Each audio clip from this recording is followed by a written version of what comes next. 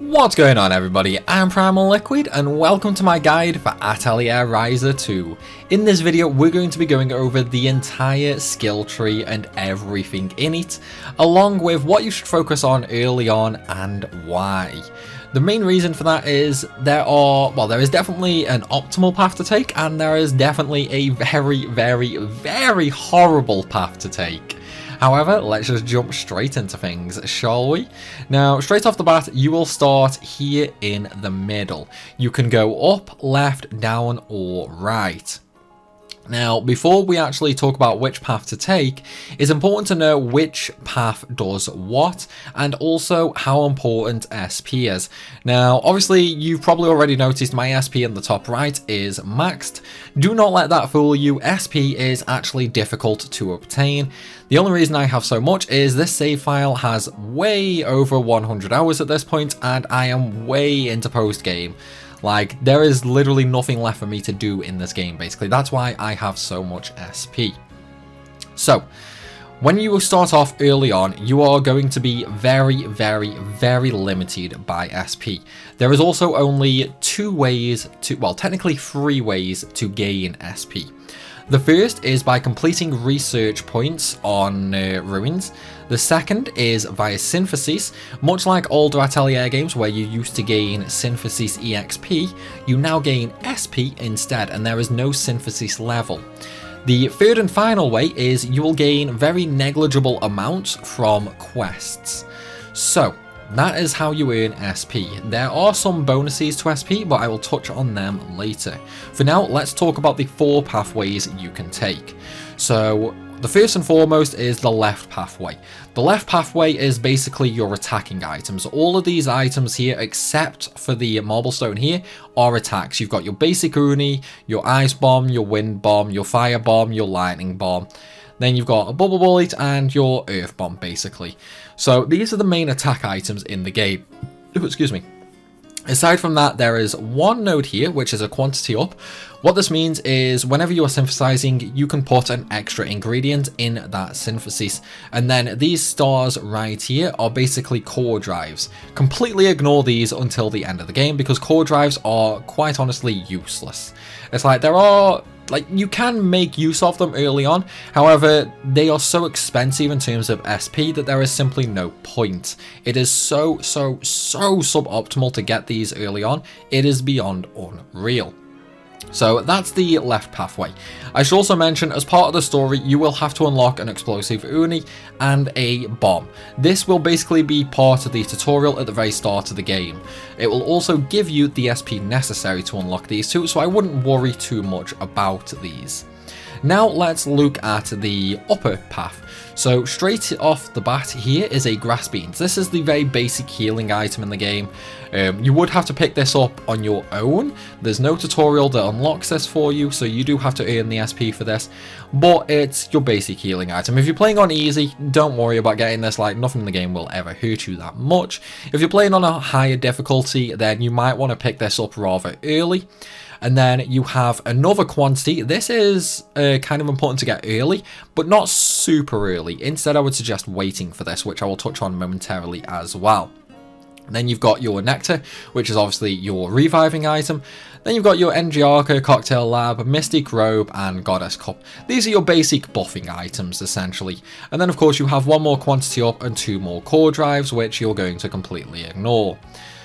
Okay, let's take a look at the down path. Now, the down path is rather interesting for the simple fact this is actually how you unlock pretty much all of the new features in Ryza 2. You can get the recipe morph, you can get the core crystal modification, core drive, gem reduction, item duplication, essences, evolution link, and all things like that. Now, you might be really tempted to go for these because they're so interesting and you want to see what's new.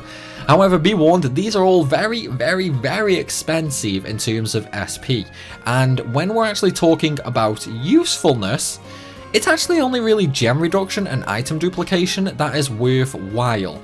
In terms of the rest, they're more, just get them as you're going sort of thing. For example, Light Mist, you're only going to ever use Light Mist when you are making perfect end game equipment and accessories and things like that. So again, that one can be completely ignored. Essence, it does have its uses, but early on you're going to struggle to obtain essence, so again, not much use in that. And then Evolution Link. Evolution Link is a very interesting ability. It basically allows you to gain extra effects on your items by sort of merging two items together. When you merge two specific items together as well, you have a chance of creating a new entirely third item. For example, you can merge the bomb item and the second tier bomb to create a grand bomb. But honestly, these are, well, this only really serves one purpose, well, technically two purposes. One is it creates the ultimate debuffing item, and one is it creates the ultimate attacking item. It is used in speedruns as well because some of the early items are quite powerful. However, for a casual run, I don't really recommend going for this, simply due to the fact it will kill any and all enjoyment and challenge from the first playthrough. Second playthrough onwards, you know, knock yourself out, go for it if you want. But for your first playthrough, I don't recommend picking this up very early. Probably wait until towards the end of the game. Now, aside from that, over here, all these little ones that look like the science beakers and a little gem, these are rebuild level upgrades. So basically, when you first unlock item rebuild, you'll only be able to rebuild up to, I think it's like level 20, level 25 or something like that. This is how you increase that all the way up to level 99. There's also another quantity upgrade right here, which again, because of how expensive it is, this will be one of your late game upgrades. And last but not least, over this side, we do have a couple of core upgrades, which again, you should completely ignore. However, there is also the Lunar Lamp and the Philosopher's Book. Now, the Philosopher's Book on its own is a very, very strong attacking item. However, when I talked about Evolution Link down here, if you actually make a Lunar Lamp and a Philosopher's Book, you can Evolution Link them together, and this will turn them into the strongest attacking item in the game, the Apocalypse. However, again, I mean, you probably won't have the materials to make these early on anyway, so it's definitely more of a late game thing, and they are very, very expensive on SP. For example, pretty much everything around here at the minimum costs 1000 SP and can be as high as 2000 SP. So very, very pricey, and that's why we're going to ignore that path for now. So we are left with one final path, the right path. And this path is really, really interesting because this is the path that focuses on synthesis up at the top side. And then the bottom side is pretty much all about gathering. And this is what you should 100% be focusing on early. And the reason for that is very, very simple. Aside from the fact you have to get neutralizers straight away as part of the tutorial, you also get your ingot here, which is obviously how you're going to progress making better equipment. But the most important reason is the grass sickle, the axe, and the bomb rod. These are your gathering equipment, basically. Now, obviously, you had gathering equipment in Ryza 1. They basically change what items you can get from specific gathering points, vastly opening up the amount of materials you can gather early on. And when you are early on in the game, these are above and beyond the most important things you can get, because the more materials you have access to, the more things you are able to make, and of course the higher level you're able to make, and finally the traits you are able to gather. Now, the grass sickle obviously is pretty standard. It allows you to gather from flowers and some trees. The axe is for trees and rocks, and then the bomb rod is obviously for pretty much anything, actually. Like, if you use it on flowers, though, you're just going to get ash, basically, because you set everything on fire. It's mainly used for rocks, though. Now, these three are very, very important to get early on. Like, I cannot stress this enough. You should 100% focus on getting these three ASAP.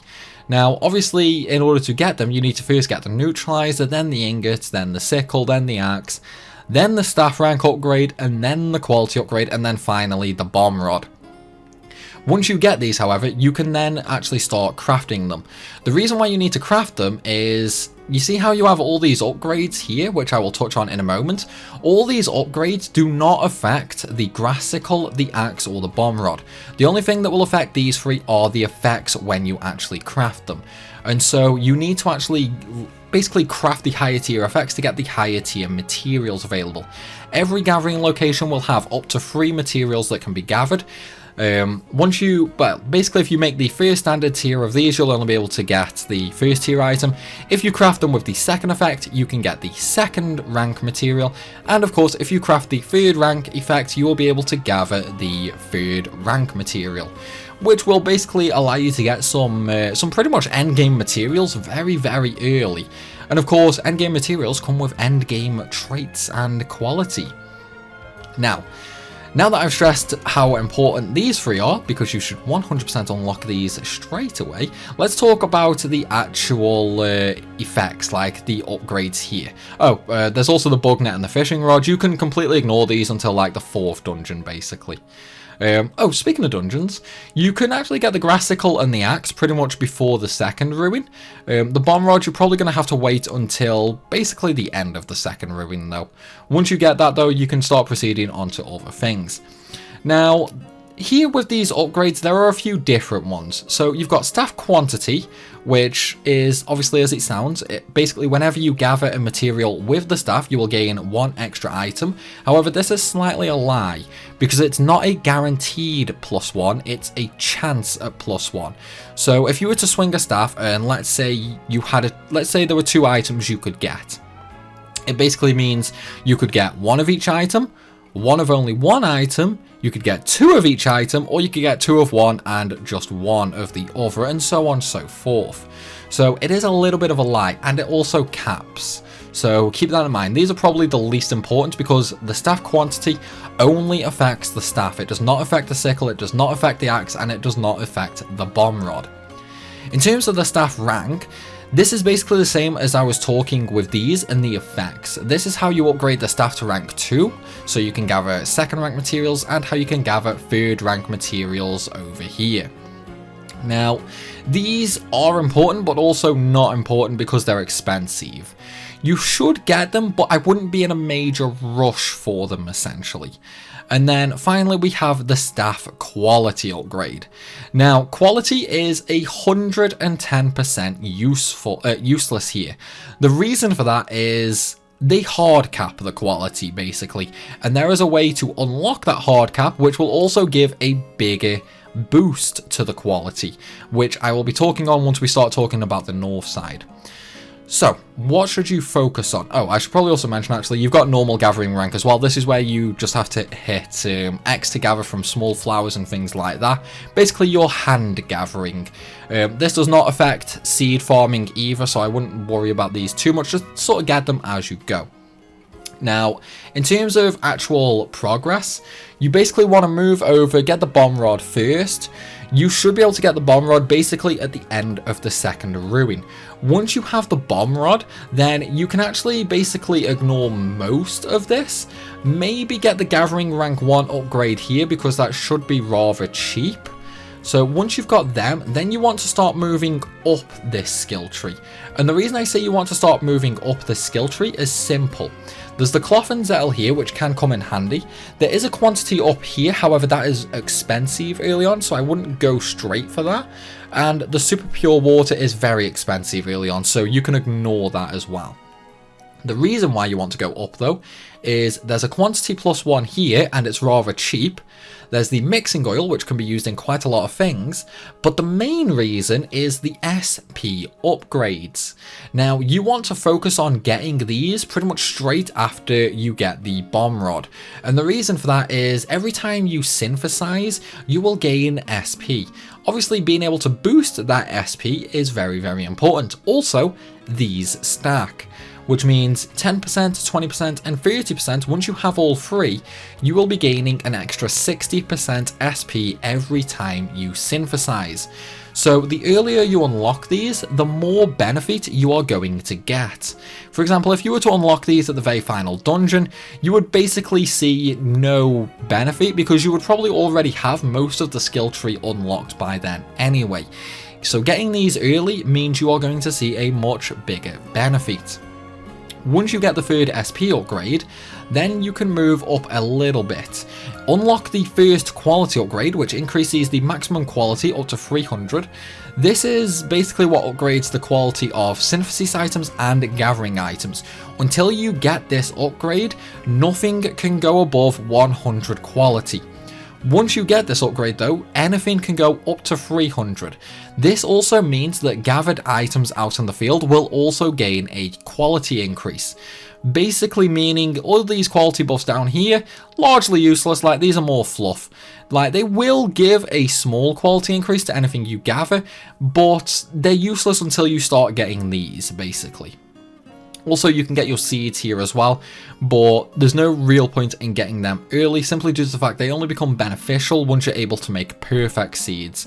And you aren't able to make perfect seeds until you get the final quality upgrade. However, these 4 items here are very, very expensive. In terms of just these 4 items, the feather draft, the 600 quality, the holy nut lumber, and the final quality, you're talking about 5,000 SP here alone. So definitely very expensive, but they are worthwhile. So I would suggest getting the quality after you get this SP. You should get this SP probably around the start of the 3rd ruin. If not, you will definitely have more than enough SP at the end of the 3rd ruin. And at the end of the 3rd ruin, you should have enough SP to unlock the quality upgrade here as well. So, now that we've gone over what each side of the skill tree does and basically what you should focus on early on, let's actually look at what you should focus on after you get this quality upgrade. So after you get this quality upgrade, you should basically be at the end of the 3rd ruin. This is also where you should go down the recipe morph, gem reduction, and item duplication. You definitely want to pick these 3 up early on. You can still leave essence for now if you want though. Once you get item duplication, this is where you want to then pick up this quantity up here at the very least, and then unlock your elemental bombs. The main reason for this is the loft in particular is extremely strong early on and very, very potent. A lot of things are weak to wind early on, and it does have a high base damage. You've got your lightning bomb, which is good for breaking things, and of course you do have another quantity up. However, once you get this quantity up, do not go any further to the left because these are all useless basically. So, now that you've got this quantity up as well, this is basically, depending on how much synthesis you've been doing, you should pretty much be at the start of the 4th ruin or the end of the 4th ruin now. So, once you are at the end of the 4th ruin, let's actually get another quality upgrade. So go for the 600 quality up here, and then get some item rebuild levels. What I would suggest doing for the item rebuild, just get the cheaper ones first. And then depending on how much SP you have left over after this, because again, it is going to completely depend on how much synthesis you actually start doing, then I would suggest going down here for the wind shoes. Just because it's more of a quality of life thing, you know, I mean, you move a lot faster and that. But again, I don't recommend getting this until at least after the 4th ruin, just because, you know, I mean, it's kind of expensive, basically. Oh, excuse me.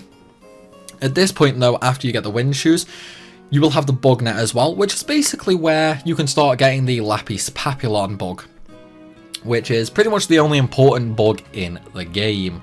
So that's why we leave the bug net pretty much until the 4th ruin, essentially. So once you've done the 4th ruin, it's time to really start looking at unlocking the rest of the things now. So at the end of the 4th ruin, moving on to the 5th ruin, you basically want to get the final quality upgrade up here, finish off the entire lower section here, because yes, you should have more than enough SP at this point. Like, at this point, you should probably be making some really strong weapons and working your way through the ingots. So each craft there will be giving you about 1,000 SP. If you start from the first weapon, working your way up to the final weapon, you'll be gaining at least 1,000 to 2,000 SP per craft. That will really start allowing you to unlock everything. So once you've got the max quality up here and you finish off all this side here as well, then it's time to look at the rest of the things. Now, what I would suggest doing here is unlocking the marble stone, because that can be used in a lot of synthesis things, and then make sure you unlock all of the quantity ups. Like, once you start getting to the 5th ruin, that's basically what you want to focus on. Start focusing on all of the quantity up. Make sure you unlock all of them. Once you've got the quantity ups, then it's time for your cleanup basically. So start off getting the rest of the rebuild levels that you don't have, unlock the lunar lamp and the philosopher's book, and then unlock the essences. Now start off unlocking the essence first, then evolution link, and finally light mist. Light mist is a rare essence, however it is extraordinarily slow to accrue and completely useless until you are end game anyway. So now we only have a few things left to buy basically, and that's the core drives here and the modified core crystal and the core drive. Core drive itself, honestly, largely useless. You'll probably have no need for that, especially with how overpowered normal attacks and skills are in this game. And then you have modified core crystal. This is basically how you start a fight with CC already accrued and how you upgrade your maximum CC. However, there is a limit to each person's max and each person's starting CC, so I would suggest leaving this for a little while anyway. This is more one of the things you would unlock towards the end of a playthrough, just because of such a limited benefit from it. But yeah guys, that is the entire skill tree in a nutshell, along with what you should focus on early on to really make the most of everything that you can find early. Still though, that's going to be the end of this video guys. I hope you've enjoyed and I hope you found it helpful. If you have, then please be sure to hit that like button and leave a comment down below. And of course, if you are new to the channel, then make sure you hit that subscribe button as well for even more Atelier Ryza guides. Like always though everybody, thank you for watching and I will see you soon.